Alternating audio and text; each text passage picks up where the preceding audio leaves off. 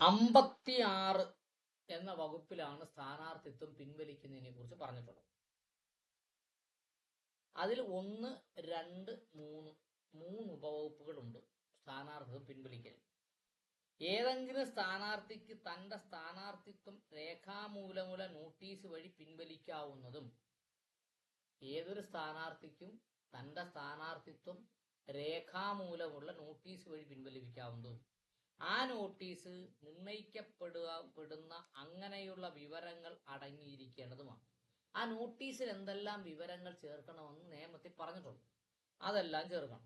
ആയത് അയാൾ ഒപ്പിടുകയും നേരിട്ടോ തന്റെ നാമനിർദ്ദേശകൻ താൻ രേഖാമൂലം ഇതിലേക്ക് അധികാരപ്പെടുത്തിയ തെരഞ്ഞെടുപ്പ് ഏജന്റ് മുഖേനയോ 49 വകുപ്പിലെ സി ഖണ്ഡത്തിന് കീഴിൽ നിശ്ചയിച്ച ദിവസം ഉച്ചതിരിഞ്ഞ് 3 മണിക്ക് മുമ്പായി വരണാധികാരിക്ക് നൽകണം. അപ്പൊ നമുക്കറിയാം, ഒരാളെ സ്ഥാനാർത്ഥിയായി ഡിക്ലെയർ ചെയ്ത് കഴിഞ്ഞാൽ അയാൾക്ക് സ്ഥാനാർത്ഥിത്വത്തിൽ നിന്ന് പിന്മാറണമെങ്കിൽ പിന്മാറുന്നതിന് വേണ്ടി ഒരു ദിവസം വെച്ചിട്ടുണ്ട്. നാമനിർദ്ദേശ പത്രിക പിൻവലിക്കാവുന്ന അവസാന തീയതി.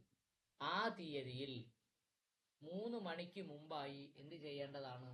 സ്ഥാനാർത്ഥിത്വം പിൻവലിക്കുന്നതിന് വേണ്ടി നോട്ടീസ് കൊടുക്കേണ്ടതാണ്. അത് ചട്ടപ്രകാരമുള്ള നോട്ടീസ് കൊടുക്കേണ്ടതാണ്. എന്നാൽ ആ ദിവസം സർക്കാർ ഓഫീസ് ഒഴിവ് ദിവസമായി ആചരിക്കപ്പെടുമെന്ന് സർക്കാർ വിജ്ഞാപനം ചെയ്തിട്ടുണ്ടെങ്കിൽ അത് പ്രകാരമുള്ള ഒഴിവ് ദിവസമായി വിജ്ഞാപനം ചെയ്തിട്ടില്ലാത്ത തൊട്ടടുത്ത ദിവസം ഉച്ചതിരിഞ്ഞ് 3 മണിക്ക് മുമ്പായി, അത് പ്രത്യേകിച്ച് പറയേണ്ടതില്ല. ഒരിക്കലും സർക്കാർ അവധി ദിവസം എന്തായി നാമനിർദ്ദേശം പിൻവലിക്കുന്നതിന് വേണ്ടി അവസാന ദിവസം വെക്കാറില്ല. 2, ആകസ്മികമായി ഡിക്ലെയർ ചെയ്തതിന് ശേഷം സർക്കാർ അവധി പ്രഖ്യാപിക്കുകയാണെങ്കിൽ തൊട്ടടുത്ത ദിവസമാണ്, പ്രവൃത്തി ദിവസമാണ് എന്ന് പറയും. എന്ന് പറഞ്ഞാൽ സെക്കൻഡ് സാറ്റർഡേ ആയിരുന്നു എങ്കിൽ, സെക്കൻഡ് സാറ്റർഡേ നല്ല 2 അടുത്ത അവധി ദിവസങ്ങൾ വരുമെങ്കിൽ 3-ാം ദിവസമായിരിക്കും എന്ന് ഉദ്ദേശിച്ചാൽ മതി.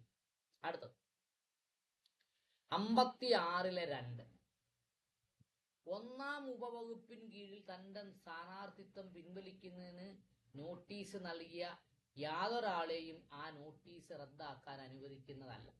അപ്പൊ സ്ഥാനാർത്ഥിത്വം പിൻവലിക്കണമെന്ന് പറഞ്ഞുകൊണ്ടൊരു നോട്ടീസ് കൊടുത്തു, ഇത്തിരി കഴിഞ്ഞിട്ട് പറയുകയാണ് ഞാൻ നോട്ടീസ് പിൻവലിക്കാം എന്ന് പറഞ്ഞാൽ നടക്കത്തില്ലെന്ന് നിയമത്തിൽ പറഞ്ഞിട്ടുണ്ട്. 3, ഒരു പിൻവലിക്കൽ നോട്ടീസിന്റെ നിജാവസ്ഥയെക്കുറിച്ചും 1-ാം വകുപ്പിന് കീഴിൽ അത് നൽകിയ ആളിന്റെ അനന്യതയെക്കുറിച്ചും ബോധ്യപ്പെട്ടാൽ ഭരണാധികാരി ആ നോട്ടീസ് തന്റെ ഓഫീസിൽ ബന്ധപ്പെട്ട പഞ്ചായത്ത് ഓഫീസിലോ ശ്രദ്ധ ആകർഷിക്കുന്ന സ്ഥലത്ത് പതിപ്പിക്കേണ്ടതാണ്. അപ്പോൾ ഒരു നോട്ടീസ് കൊടുത്തു സ്ഥാനാർത്ഥി പിൻവലിക്കാൻ. അപ്പോൾ ഭരണാധികാരിക്ക് തോന്നുന്നു ഇത് ശരിയായ രീതിയിൽ സ്ഥാനാർത്ഥിയുടെ അറിവോടുകൂടി ചെയ്തതല്ല എന്ന് തോന്നിയാൽ എന്ത് ചെയ്യാം?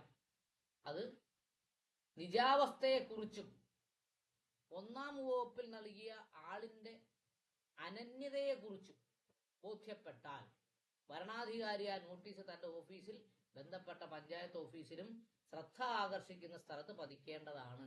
അവിടെ നോട്ടീസ് പതിക്കും. 57, മത്സരിക്കുന്ന സ്ഥാനാർത്ഥിയുടെ ലിസ്റ്റ് പ്രസിദ്ധപ്പെടുത്തുക. അതിൽ 1, 2 ഉപവകുപ്പുണ്ട് 57. അവിടെ പറഞ്ഞേക്കുന്നത് എന്താണെന്നറിയാമോ? 56-ാം വകുപ്പിലെ 1-ാം ഉപവകുപ്പിന് കീഴിൽ സ്ഥാനാർത്ഥിത്വം പിൻവലിക്കാവുന്ന കാലാവധി കഴിഞ്ഞ ഉടനെ വരണാധികാരി മത്സരിക്കുന്ന സ്ഥാനാർത്ഥിയുടെ ലിസ്റ്റ് നിർണയിക്കപ്പെടുന്ന ഫോറത്തിലും തീയതിയിലും തയ്യാറാക്കുകയും പ്രസിദ്ധപ്പെടുത്തുകയും ചെയ്യണം. അത് നമുക്കറിയാവുന്നതാണ്. പിൻവലിക്കുന്നതിന്റെ അവസാന തീയതി കഴിഞ്ഞാൽ ഉടനെ സ്ഥാനാർത്ഥികളുടെ ലിസ്റ്റ് പ്രസിദ്ധീകരിക്കണം.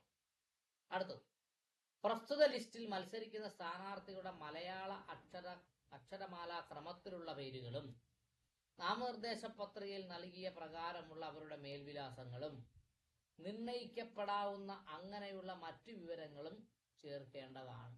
എന്തൊക്കെ ചേർക്കണം? പ്രസ്തുത ലിസ്റ്റിൽ സ്ഥാനാർത്ഥിയുടെ പേര് മലയാള അക്ഷരത്തിലെ പേരുള്ള നാമനിർദ്ദേശ പത്രിക നൽകിയ പ്രകാരമുള്ള മേൽവിലാസത്തിൽ പ്രസിദ്ധീകരിക്കണം എന്നാണ് പറഞ്ഞത്. അതോടൊപ്പമുള്ള മറ്റു വിവരങ്ങളും അഡ്രസ്സും എല്ലാം എവിടെ ഉണ്ടായിരിക്കണം?